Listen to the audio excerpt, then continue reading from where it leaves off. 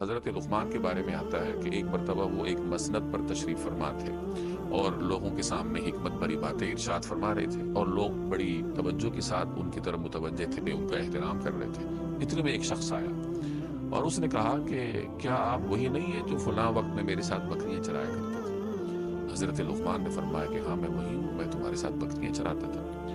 تو وہ کہنے لگا کہ یہ منصب آپ کو کیسے حاصل ہوا؟ یعنی آج آپ لوگوں کے لیے مرکز کی حیثیت رکھتے ہیں، لوگ آپ کے پاس آتے ہیں، تو کہاں وہ زمانہ آپ بکریاں چراتے تھے، کہاں آج کا زمانہ کیا دنیا آپ کی طرف متوجہ ہے، یہ منصب آپ کو کیسے حاصل ہوا؟ تو حضرت لقمان نے فرمایا کہ دو باتوں کی پابندی سے، پہلی بات سچ کا بولنا، اور دوسری بات فضول کاموں سے بچنا، فضول بات سے بچنا۔ میں نے ان دو چیزوں کی پابندی کی تو مجھے یہ منصب نصیب ہوا۔